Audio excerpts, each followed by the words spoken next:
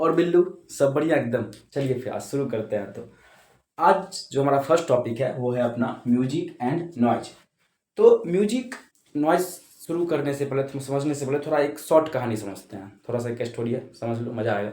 चलो, आपको पता है ना कि बिल्लू गया था शादी में। हाँ, तो बिल्लू जब शादी में गया था तो उसके जस्ट एक दिन पहले, शादी से पहले कुछ कुछ रस्म होता है, वो जब उसमें था तो क्या हो रहा था, तभी बिल्लू मस्त बैठा हुआ था, अपना इंजॉय कर रहा था, कुछ गेम्स वगैरह खेल रहा होगा मान लो।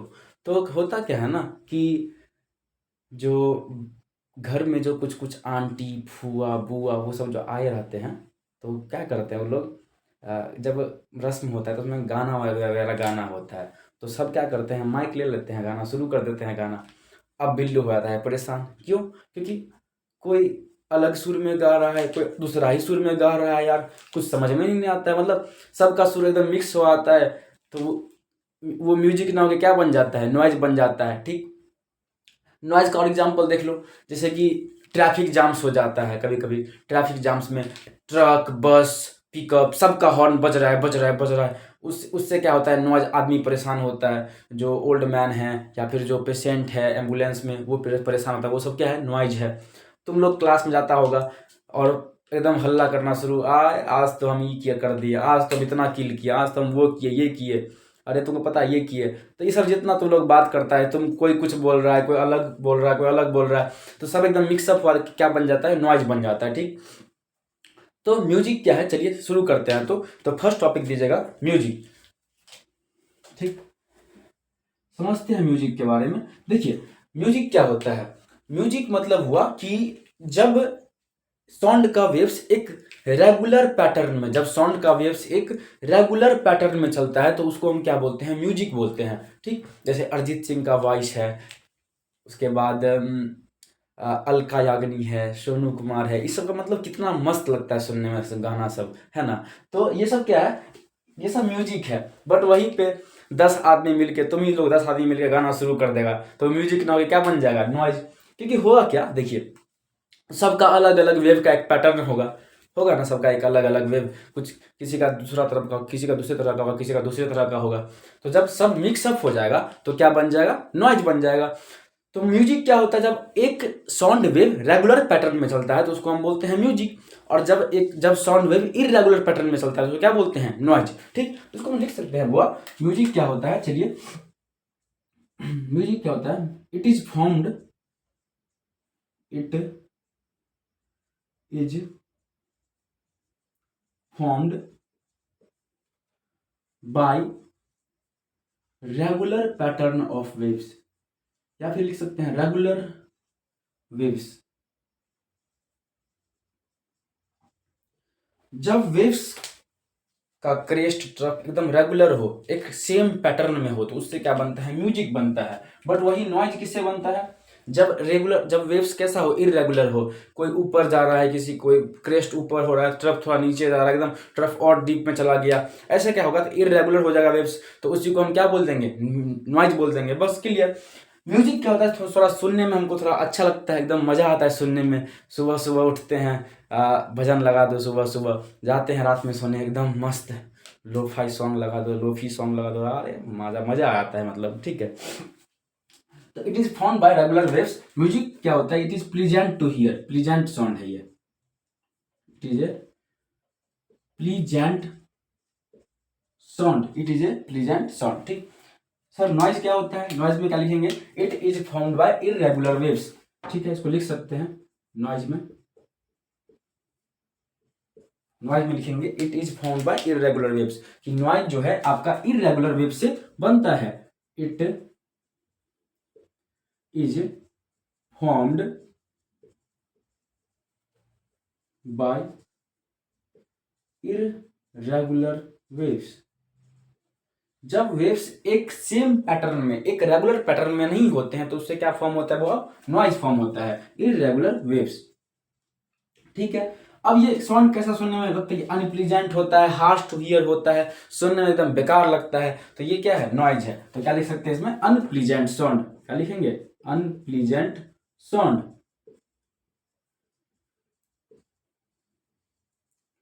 ठीक, एकदम इजी था ये सब, तुम लोग जब इतना इतना का होगा ना टुन्नू मुन्नू, तभी तुम लोग ये सब पढ़ लिया होगा। चलो ठीक है, मिटा दें, चलो इरेज कर लेते हैं।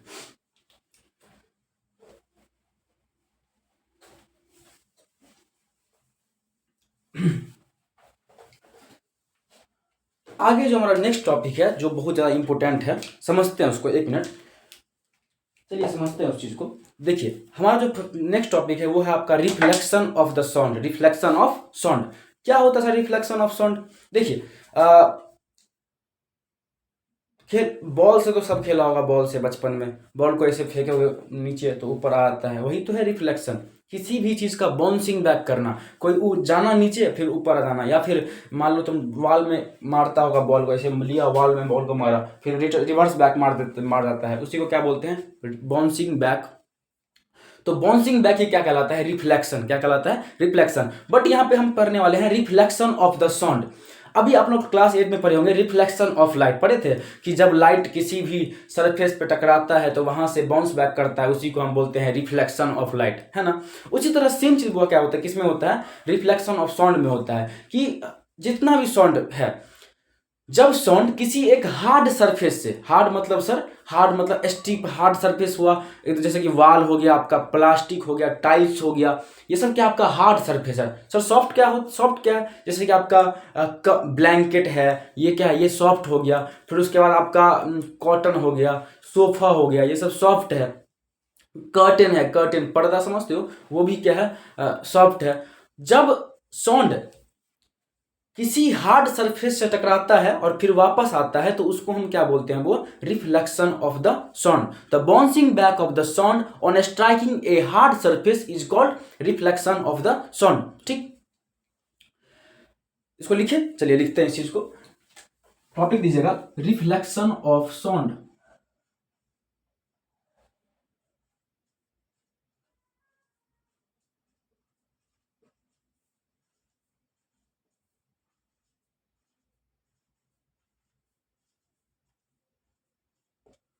रिफ्लेक्शन ऑफ द साउंड लिखते हैं। इसमें क्या लिखेंगे? First point, the bouncing back, मतलब किस वापस आना, किसका वापस आना? The bouncing back of the sound. The bouncing back of sound after reflecting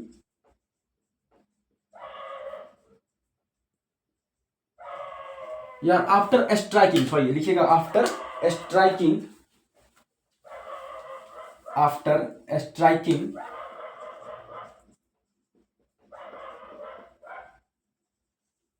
on a hard surface, on a hard surface. क्या है reflection of sound? The bouncing back of sound after striking on a hard surface is called reflection of sound. ठीक sir, soft surface से क्यों नहीं होगा reflection? Dot तो बनता है कि सॉफ्ट सरफेस से क्यों नहीं होगा। देखिए क्या होता है ना कि सॉफ्ट सरफेस जितना भी है, सॉफ्ट सरफेस क्या करता है? साउंड को एब्जॉर्ब कर लेता है, साउंड को एब्जॉर्ब कर लेता है। ठीक है, तो क्या बोल सकते हैं वो the key reflection of sound किससे नहीं हो सकता है? सॉफ्ट सरफेस से नहीं हो सकता है। तो इट मतलब सॉरी लिखिए कि sound can't reflect through, sound can't reflect, sound can't reflect on striking soft surfaces, on striking soft surfaces। जब साउंड किसी सॉफ्ट सरफेस से टकराता है तो क्या होता है कि वो सॉफ्ट सरफेस जो है उस साउंड को एब्जॉर्ब कर लेता है। मतलब जैसे कर्टेन है, टॉवेल है, बेड है, ब्लैंकेट है, सोफा है, ये सब क्या करता है? आपके कारपेट्स है, कारपेट समझते हो जो बिछा होता है कारपेट्स, तो वो सब क्या है? वो सब साउंड को एब्जॉर्ब कर लेता है, इसलिए नहीं हो सकता है रिफ्लेक्शन। ठीक है, sound cannot reflect on striking soft surfaces because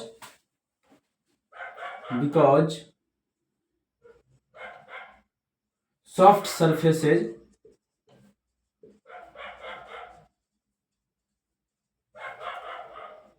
are the bad reflector, are the bad reflector of the sound, bad reflector of the sound,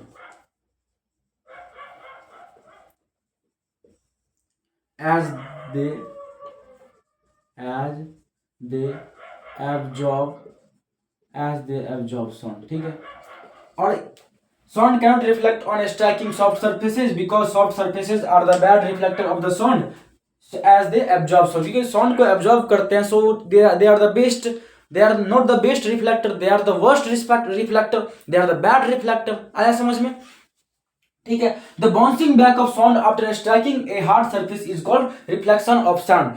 sir hard surface मतलब क्या हुआ, हार्ड सरफेस का थोड़ा मतलब बताइए। हार्ड सरफेस मतलब हुआ जैसे कि आप कुछ भी ले सकते हैं, जैसे कि आपका हो गया प्लास्टिक हो गया, उसके बाद आप ले सकते हैं वॉल ले सकते हैं, उसके बाद आप ले सकते हैं मेटल, कुछ भी ले लीजिए, मेटल का सरफेस ले लीजिए, जैसे टीना होता है, एल्युमिनियम का देखा होगा, मतलब घर सब में, जो गांव सब में जो घर होता है उसके ऊपर टीना कैसे बिछा होता है, या फिर गोदाम सब जो होता है, गोडाउन सब, उसके ऊपर टीना का ऐसे ऊपर से छप्पर ऐसे टाइप रूफ टाइप दिया रहता है, स्लाइडिंग टाइप का, तो वो सब क्या है, मेटल का सीट हो गया, वो सब मेटल का सीट हो गया। तो ये सब they are the good reflector, they मतलब they can reflect the sound. Okay, आ गया समझ में, ठीक।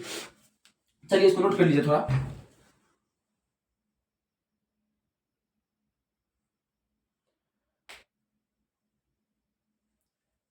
चलिए आगे बढ़ते हैं, तो इसको मिटा दें, ठीक। चलिए अब आपके एनसीईआरटी में एक एग्जाम्पल, सॉरी एक एक्टिविटी दिया हुआ, इसको थोड़ा एक्सप्लेन करते हैं कि उसमें क्या किया जाता है ना, कि दो रूम है, दो रूम में कोई विंडो नहीं है, कोई सा विंडो नहीं है, सिर्फ दो गेट्स है, उसमें दो डोर्स है, दो रूम है उसमें सिर्फ दो डोर्स है। थोड़ा समझाइए सर, समझते हैं, देखिए कैसे। मान लीजिए कि ये आपका पहले एक वॉल बनाते हैं, उसमें एक वॉल दिया हुआ है ऐसे, ठीक। तो वॉल के लिए क्या करेंगे, एक चलो दूसरा मार्कर ले लेते हैं, हाँ चलो, ये मान लीजिए ये एक वॉल है,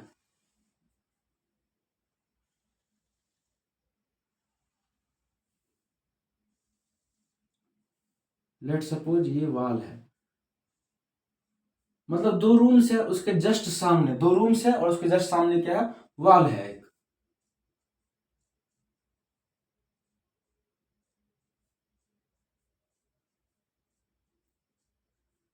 ब्रिक्स जोड़ते जाओ क्या बन जाएगा, वाह, बस हो गया।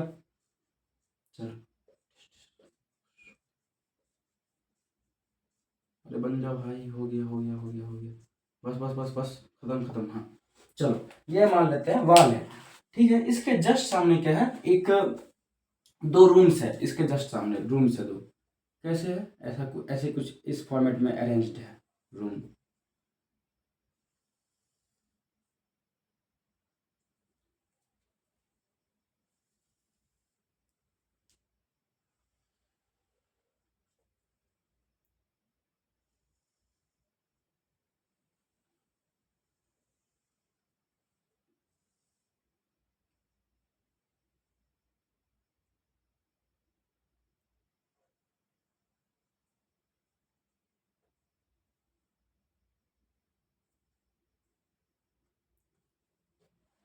चलिए समझते हैं, ये रूम वन है मान लेते हैं, ये रूम टू है, ठीक है।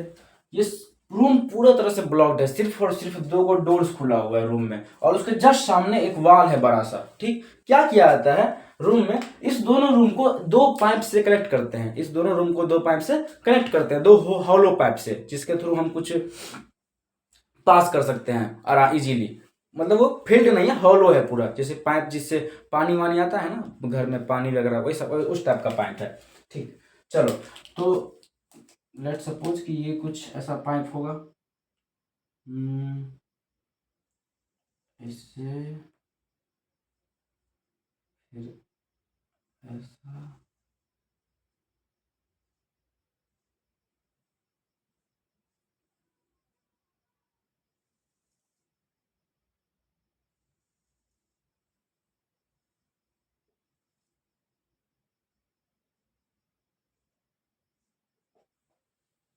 हाँ ऐसा कुछ पाइप है, दो पाइप जुड़ा हुआ, एक रूम 1 में है, एक रूम 2 में है। नेमिंग कर लेते हैं, ये आपका रूम 1 है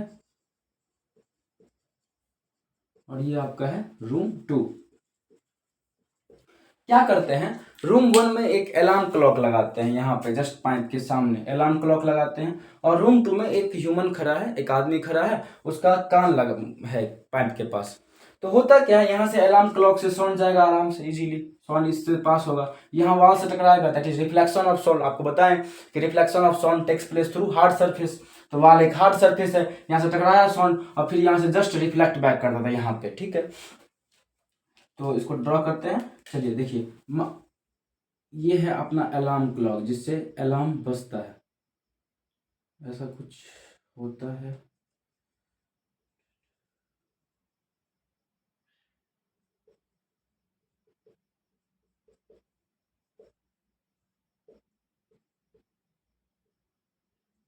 ठीक, और ये है ह्यूमन का ईयर, ह्यूमन ईयर, और ये है अलार्म क्लॉक। क्या होगा कि यहां से अलार्म क्लॉक से जो साउंड है वो निकलेगा, उस साउंड को हम बोलेंगे इंसिडेंट साउंड। क्या बोलेंगे, इंसिडेंट साउंड। जो साउंड किसी सोर्स से निकलता है उसको हम क्या बोलते हैं, इंसिडेंट साउंड। अब इंसिडेंट साउंड गया, वॉल से टकराया और वहां से टकरा के वापस आ गया, तो उसको क्या बोलेंगे, रिफ्लेक्टेड साउंड। ठीक है, चलिए तो कैसा ऐसा कुछ होता होगा। देखिए यहाँ से मान लीजिए, यहाँ से साउंड गया ऐसे ऐसे ऐसे ऐसे ऐसे ऐसे ऐसे ऐसे ऐसे, यहाँ से टकराया, तो ये कहलाएगा अपना इंसिडेंट साउंड।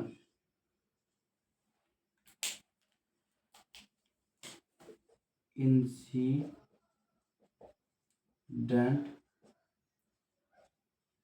साउंड, ठीक, टकराया और फिर यहाँ से टकरा के क्या होगा, रिफ्लेक्ट करके वापस आ जाएगा। ठीक है, चलिए यहाँ से मान लीजिए टकराया और इस पाइप के थ्रू ह्यूमन के ईयर तक पहुंच गया डायरेक्ट यहाँ तक। ठीक है, तो इस जो साउंड जो यहाँ तक आ रहा है उसको हम क्या बोलेंगे, reflected sound. This is called reflected sound, reflected sound. ठीक, अब आगे बढ़ते हैं। आप लोग 8th में पढ़े होंगे, क्लास 8 में, रिफ्लेक्शन ऑफ लाइट के बारे में, कि लाइट का दो लॉ होता है ना, लाइट के रिफ्लेक्शन का दो लॉ, कि angle of incidence, angle of reflection and normal lie on the same plane होता है, और angle of incidence is equal to angle of reflection. यहाँ पे भी सेम होगा। देखिए, let suppose this the border है रूम 1 और रूम 2 का जो बॉर्डर है वो नॉर्मल है। वो क्या है, नॉर्मल है। ये है अपना नॉर्मल। ठीक है, यहाँ पे इंसिडेंट साउंड, रिफ्लेक्टेड साउंड और नॉर्मल एक ही प्लेन में लाई करेगा। सर एक ही प्लेन का में लाई करने का मतलब थोड़ा समझाइएगा। देखिए, मान लीजिए ये वाल है, ठीक है, मान लेते हैं क्या है, ये वाल है। अब इस वाल में दो पाइप से, मतलब ये रूम 1 से पाइप आया हुआ है और ये रूम 2 को पाइप गया हुआ है। ठीक है, और यहाँ पे बीच में एक दीवार होगा जो दोनों का बॉर्डर होगा, रूम 1 और रूम 2 का बॉर्डर होगा। ठीक है, तो इस दोनों जो लाइन है, दोनों जो पाइप है, वो दोनों एक ही प्लेन में होना चाहिए। एक ही प्लेन मतलब सर देखिए, एक ही प्लेन मतलब होगा कि ये जो प्लेन है वो एक होना चाहिए।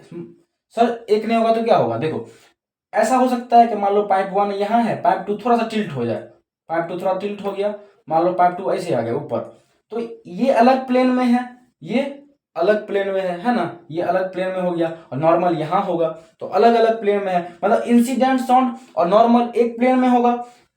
तो देखो अच्छे से देखो, इंसिडेंट साउंड और नॉर्मल एक प्लेन में होगा, बट रिफ्लेक्टेड साउंड अलग प्लेन में होगा, तो वहां पे लॉ ऑफ रिफ्लेक्शन फॉलो नहीं होगा। ठीक है, समझ में आ गया।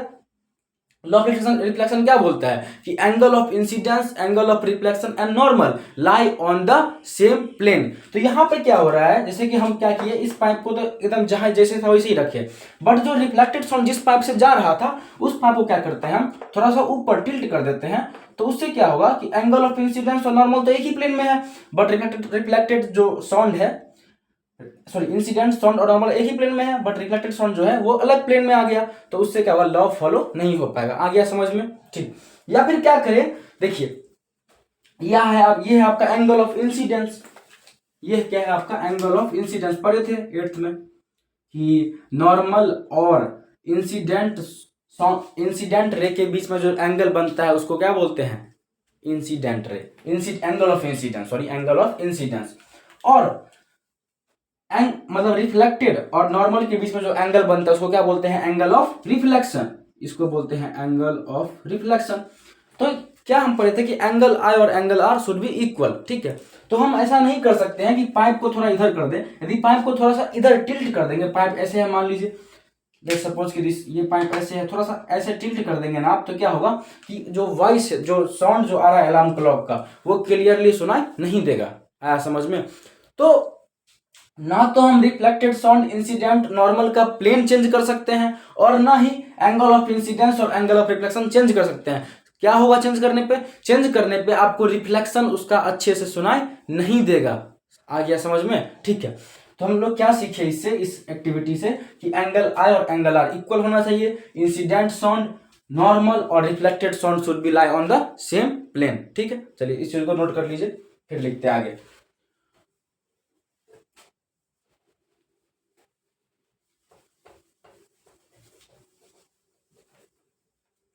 टॉपिक दीजिएगा law of reflection of sound. Law of reflection of sound एकदम इजी है, इसको याद नहीं करना है। जो 8th में तुम पढ़ा है, जो अभी हम पढ़ा है, एकदम सिंपल है कि incident ray, normal, reflected ray lie in the same plane, angle of incidence और angle of reflection is equal. बस क्लियर। चलिए इस चीज को लिख लेते हैं थोड़ा सा। लिखिएगा लॉज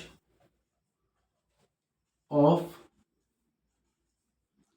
रिफ्लेक्शन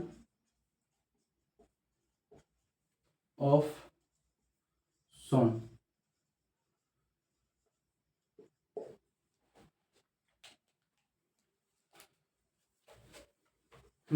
चलिए फर्स्ट लॉ क्या है? हाँ चलो, फर्स्ट लॉ है अपना कि एंगल ऑफ इंसिडेंस और एंगल ऑफ रिफ्लेक्शन सेम होना चाहिए। एकदम शॉर्ट में एंगल ऑफ, आप लिख सकते हैं इसको, angle of incidence is equal to angle of reflection. ठीक है। और दूसरा क्या लिखेंगे बुआ? दूसरा लिखेंगे कि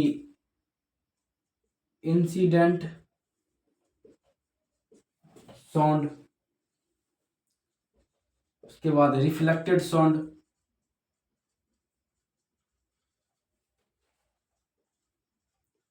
एंड नॉर्मल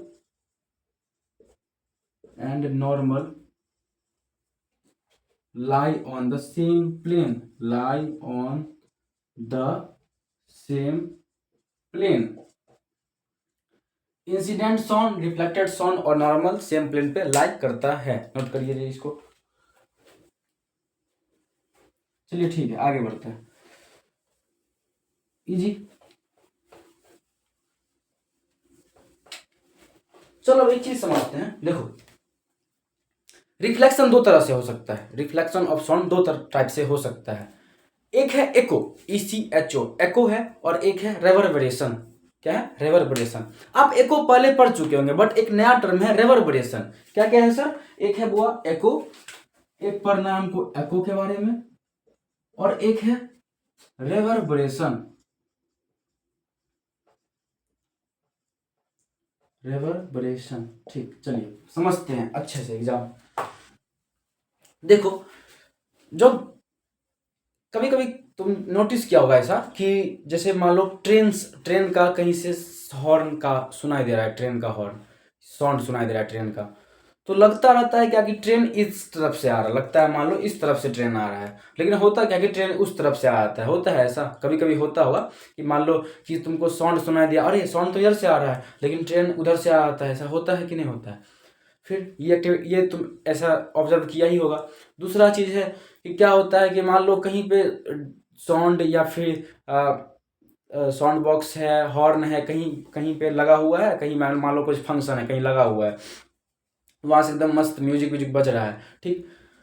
अब क्या होता है कि वो जो साउंड है तुमको वहां भी सुनाई दे रहा है, उधर से तो आ ही रहा है साउंड, और कभी उस वही सेम साउंड क्या होता है उसके जस्ट अपोजिट डायरेक्शन से भी सुनाई देता है। ऐसा होता है, नोटिस किया होगा।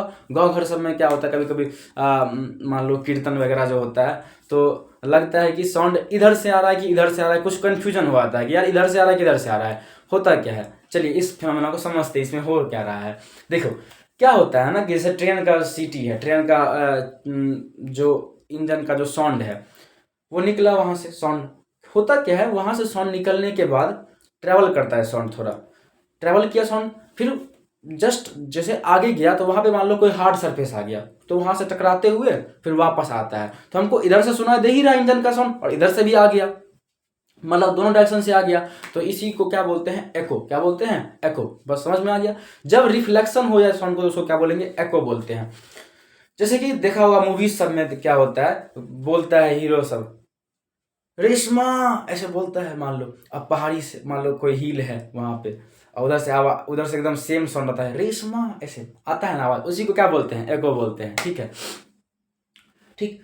एको एकदम सिंपल है। एको मतलब हुआ कि आवाज का रिपीट होना, साउंड का रिपीट होना, साउंड का रिफ्लेक्ट होकर फिर से सुना देना, उसी को हम बोलते हैं एको। रेवर्बरेशन क्या होता है थोड़ा समझते हैं। एको और रेवर्बरेशन एकदम कंप्लीटली डिफरेंट चीज, दोनों सेम नहीं है, सेम मत मानिएगा इसको, ठीक है। क्या होता है रेवर्बरेशन, समझते हैं बुआ। देखो रेवर्बरेशन में क्या होता है, जैसे कि आप कुछ बोल रहे हैं, जैसे कि मान लीजिए रूम, एक रूम खाली है, पूरा रूम वैकेंट है, कुछ नहीं है ना, उसमें बेड है ना कोई आपका बुक्स है, कुछ भी नहीं है उसके अंदर, पूरा रूम। जैसे कभी कभी दिवाली में साफ सफाई होता है ना तो रूम जो खाली होता है उस टाइप का कंडीशन है। तो देखना, तुम ऑब्जर्व करना, जब तुम उसमें कुछ बोलता होगा तो क्या होता है कि वो जो साउंड है थोड़ा सा गूंजता है, जैसे कि कुछ बोले बोले ऐसे बोले, कुछ मान लो तुम बोला साउंड, क्या बोला साउंड, तो ड ऐसे करके कुछ गूंजता है, तो उसी को हम क्या बोलते हैं, रेवर्बरेशन। क्या बोलते हैं, रेवर्बरेशन। या फिर कभी कभी तुम किसी गली से मान लो गुजर रहा है, किसी गली से स्ट्रीट से गुजर रहा है, तो वहां पे भी तुम कुछ बोलता होगा तो वो आवाज गूंज के सुनाया जाता है, थोड़ा सा गूंजता है आवाज, थोड़ा सा देर तक सुनाया जाता है, उसी को हम क्या बोलते हैं, रेवर्बरेशन। उस फिनोमेना को क्या बोलते हैं, रेवर्बरेशन। और एको में क्या हो रहा है, एको में क्या होता है, जैसे कि हम कुछ बोले, मान लो हम बोले साउंड, तो साउंड वर्ड मेरे सोर्स, मतलब हम बोल रहे हैं वहां से निकला साउंड, कहीं गया टकराया और वही साउंड वर्ड, पूरा का पूरा साउंड वर्ड सुनाई दिया, उसको हम बोलेंगे एको। एको में क्या होता है, आपको पूरा का पूरा वर्ड सुनाई देता है, पूरा वर्ड सुनाई देता है, ठीक है। और रेवर्बरेशन में आवाज गूंजता है, ठीक आया समझ में।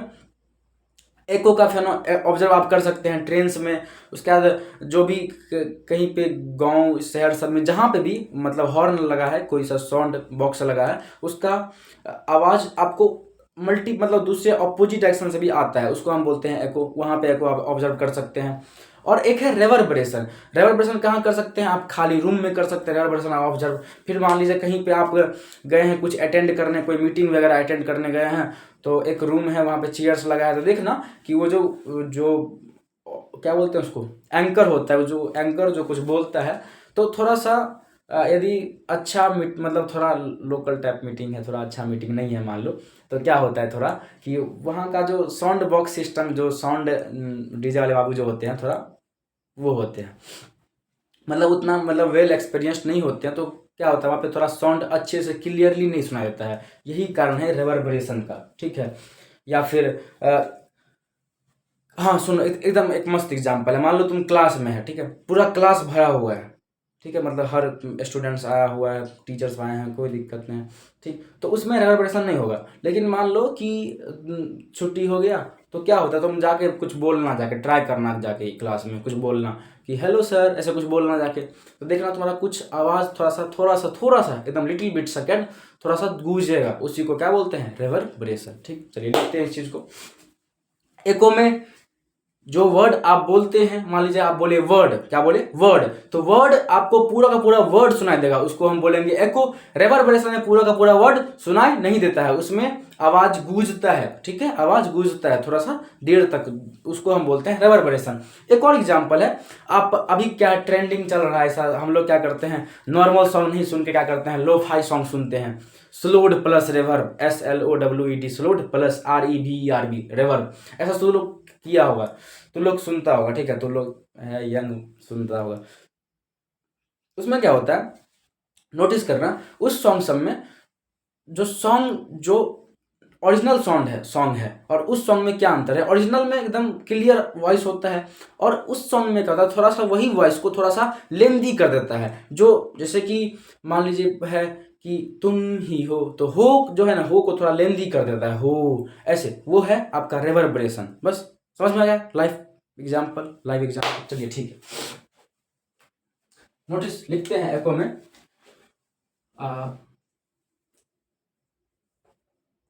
लिख सकते हैं आपके पूरा का मतलब world whole word repeats after reflection.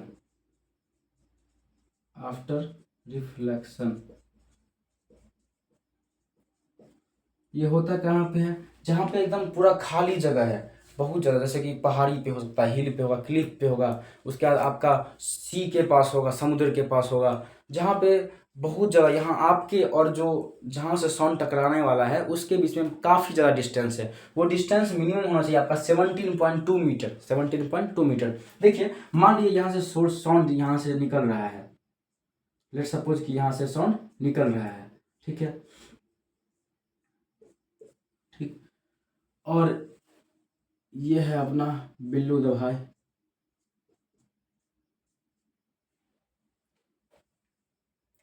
या फिर ऐसे मान लो सकते हो, हाँ मान लो ये बिल्लू दवाई है, ठीक है। और यहाँ पे एक क्लिफ है, पहाड़ी है, कुछ ऐसा वाल टाइप है, मान लो वाल भी मान सकते हो, या फिर क्लिफ मान लो, कुछ भी मान लो, हिल मान लो। तो यदि बिल्लू और इस क्लिफ के बीच में, बिल्लू और क्लिफ के बीच में 17.2 मीटर का डिस्टेंस है, 17.2 मीटर का डिस्टेंस है, तभी एको हो पाएगा। तभी बिल्लू कुछ बोलेगा, बिल्लू मान लो पिंकी बोला, पिंकी, तो पिंकी कुछ बोला तो पिंकी जाके टकरा के पिंकी फिर से उसको सुनाई देने में 17.2 मीटर मिनिमम डिस्टेंस है। यदि इतना डिस्टेंस होगा तभी जो है बिल्लू सुन पाएगा। यदि इससे कम डिस्टेंस होता है तो क्या होगा, आवाज रिफ्लेक्ट नहीं हो, रिफ्लेक्ट तो होगा बट रेवर्बरेशन हो जाएगा उस आवाज का, मतलब इस वाला पिंकी की ऐसे सुना देगा, समझ में? वो है रेवर्बरेशन। तो इसमें क्या होता है, आपका जो आवाज है या फिर साउंड जो है आपका, वो गूंजता है। अरे यार, व्हाट्सअप लैंग्वेज यूज कर लो थोड़ा सा, गूंजता है, ठीक। उसके बाद इसमें क्या होता है पूरा, इसमें clear sound can't heard, sound clear नहीं सुना देता है, थोड़ा सा दिक्कत होता है सुनने में, यही रेवर्बरेशन में, ठीक है। चलिए आगे बढ़ते हैं। एको आ गया समझ में, 17.2 मीटर मिनिमम डिस्टेंस होना चाहिए एको के लिए। रेवर्बरेशन में क्या होता है, आपके जैसे भी ऐसे ऐसा रेवर्बरेशन कहाँ पे होता है मेनली, एक ऐसा रूम जो एकदम खाली हो, ऐसा मीटिंग हॉल जो खाली हो, उसमें होता है रेवर्बरेशन, ठीक। रेवर्बरेशन को कम करने के लिए क्या कर सकते हैं हम, जैसे मान लीजिए हमको मीटिंग करना है और रेवर्बरेशन हो रहा है, हम जो कुछ बोल रहे हैं वो ऑडियंस तक नहीं पहुंच पा रहा है अच्छे से, तो उसको कम करने के लिए हम क्या कर सकते हैं, क्या स्टेप्स ले सकते हैं। तो आपको पता है कि जो सॉफ्ट सरफेस है वो क्या कर सकता है, साउंड को एब्जॉर्ब कर सकता है। इसलिए देखे होंगे आप लोग, कभी कभी ऑडिटोरियम, बड़ा बड़ा ऑडिटोरियम सब जो होता है या फिर मीटिंग हॉल होता है, उसमें क्या करते हैं, पूरा का पूरा कारपेट बिछा देते हैं, कारपेट बिछाते हैं ना, जैसे जहाँ पे एंकर बोल रहा है वहाँ भी कारपेट बिछा हुआ है, जहाँ आप बैठे हुए हैं, जहाँ ऑडियंस बैठा हुआ है वहाँ भी कारपेट बिछा हुआ है। उस क्या करता है कारपेट, करता क्या है, मान लो कोई एंकर कुछ बोला, कुछ जो साउंड का सोर्स है वहाँ से साउंड निकला, तो जो कारपेट है थोड़ा सा साउंड एब्जॉर्ब कर सकता है। फिर देखिएगा वहाँ पे विंडो के पास पूरा पर्दा लगा रहता है, इधर इस साइड से उस साइड तक पूरा हर जगह पर्दा लगा हुआ है, कर्टेन लगा हुआ है। और वहाँ देखिएगा ऑडिटोरियम सब में क्या होता है कि आपको जो मिलता है सीट वो सोफा होता है। थोड़ा इसका दो कारण है, एक तो कंफर्टेबल होता है सोफा वाला सीट, और दूसरा क्या है कि ये क्या करता है, सोफा है ना, मतलब सॉफ्ट है, तो सॉफ्ट चीज़ क्या करता है, साउंड को थोड़ा एब्जॉर्ब कर लेता है, मतलब रिफ्लेक्ट नहीं करता है, ठीक है। अब रिफ्लेक्ट नहीं करेगा तो साउंड का रिफ्लेक्शन होगा नहीं, रिफ्लेक्शन नहीं होगा तो क्या, रिवर्बरेशन नहीं होगा। इससे क्या होगा कि हम क्लियरली जो कुछ कुछ बोलेंगे वो क्लियरली सबको सुनाई देगा। आ गया समझ में, ठीक। तो रिवर्बरेशन को हम कैसे, मतलब कैसे हम कर सकते हैं कम, तो हम क्या कर सकते हैं कि लिखेगा हाउ टू ओवरकम रिवर्बरेशन,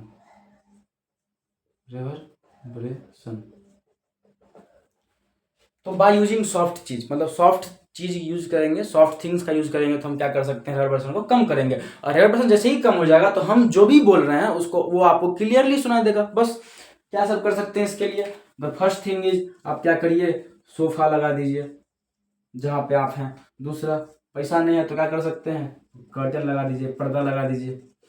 उसका थर्ड है, आप कारपेट बिछा दीजिए, मतलब जो भी सॉफ्ट चीज है वो सब है।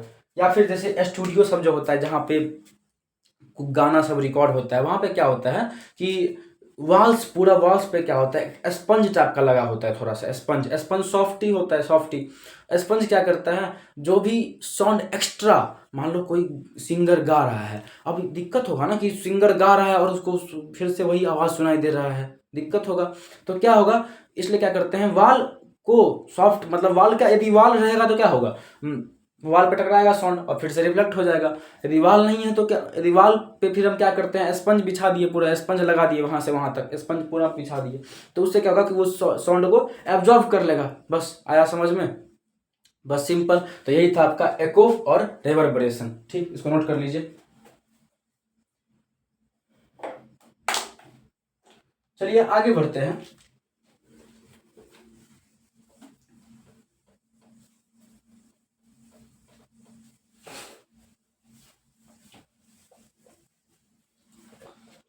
हमारा नेक्स्ट टॉपिक है that is ultrasonic sound and infrasonic sound. ठीक है, क्या होता है अल्ट्रासोनिक साउंड, इंफ्रासोनिक साउंड? एकदम इजी है, चलिए समझते हैं। देखो, हमारा हमारे लोग का क्या है ना कि ह्यूमन ईयर का एक रेंज होता है सुनने का, कि ह्यूमन ह्यूमन ईयर क्या कर सकता है कि एक फ्रीक्वेंसी है कि 20 हर्ट्ज से लेके 20,000 हर्ट्ज तक ही सुन सकता है। मतलब यदि एक सेकंड में 20 वेव्स बन रहा है, या फिर एक सेकंड में 20,000 वेव्स बन रहा है, या फिर इसके बीच में कहीं बन रहा है वेव्स, 20 हर्ट्ज मतलब 20 वेव्स, 30 वेव्स, 30, 100, 1000, 10,000, 15,000, 16,000, 18,000, 19,000, ये सब वेव्स बन रहा है, इतना वेव्स बन रहा है एक सेकंड के अंदर, तो हमारा ह्यूमन ईयर उस चीज़ को सुन सकता है, नहीं तो सुन नहीं पाएगा। आया समझ में? तो ह्यूमन का एक ऑडिबल रेंज है, ह्यूमन का एक ऑडिबल रेंज है दैट इज 20 हर्ट्ज से 20,000 हर्ट्ज। ऑडिबल रेंज कि जिस साउंड का फ्रीक्वेंसी 20 हर्ट्ज हो या 20 हर्ट्ज हो, और या तो 20,000 हर्ट्ज हो, तो उस साउंड को हम सुन सकते हैं। 20 हर्ट्ज से लेके 20,000 हर्ट्ज तक हम साउंड को सुन सकते हैं। ठीक, सिंपल। और ऐसा साउंड जो 20 हर्ट्ज से कम है, मतलब जिसका फ्रीक्वेंसी 20 हर्ट्ज से कम है, उसको बोलेंगे इंफ्रासोनिक साउंड। क्या बोलेंगे? Infrasonic sound. और ऐसा साउंड, अल्ट्रा मतलब क्या, अल्ट्रा मतलब ज्यादा होता है ना, कि अल्ट्रा पावर मतलब ज्यादा। तो ऐसा साउंड जिसका फ्रीक्वेंसी 20,000 हर्ट्ज से ज्यादा है, 20,000 हर्ट्ज से ज्यादा है, तो उसको हम क्या बोलेंगे? Ultrasonic sound. आया समझ में? यही अल्ट्रासाउंड मशीन सब जो होता है इसी पे काम करता है, अल्ट्रासोनिक साउंड पे काम करता है। मतलब उस सब का जो फ्रीक्वेंसी होता है, वहाँ से जो वाइब्रेशन निकलता है, जो फ्रीक्वेंसी निकलता है साउंड का, वो 1,00,000 हर्ट्ज, 90,000, 80,000 हर्ट्ज, ऐसा फ्रीक्वेंसी सब होता है, जो हम तो नहीं सुन सकते हैं। लेकिन वो क्या करता है, हमारे ऑर्गेन्स में, ऑर्गेन्स मतलब अंदर ऑर्गेन्स कैसा है, किस टाइप का है, कहाँ पे डैमेज हो चुका है, उस सबको देखने में हेल्प करता है अल्ट्रासाउंड। ठीक, तो एक है इंफ्रासोनिक, रिपीट करते हैं, इंफ्रासोनिक साउंड जिस साउंड का फ्रीक्वेंसी 20 हर्ट्ज से कम है, लेस है, वो है इंफ्रासोनिक साउंड। अल्ट्रासोनिक जिस साउंड का फ्रीक्वेंसी 20,000 हर्ट्ज से ज़्यादा है, अल्ट्रा है, तो उसको क्या बोलेंगे? Ultrasonic sound. लिख लेते हैं इस चीज़ को। देखिए, यदि साउंड का फ्रीक्वेंसी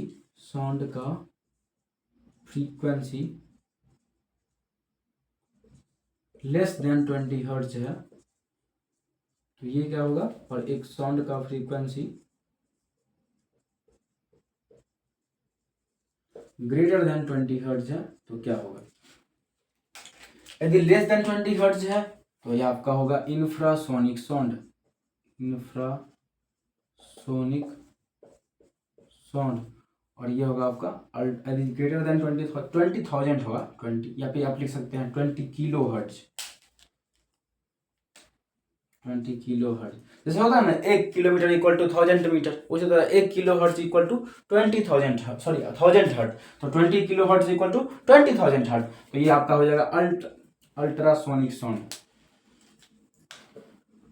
अल्ट्रासोनिक साउंड। ठीक है, नोट कर लीजिए इसको।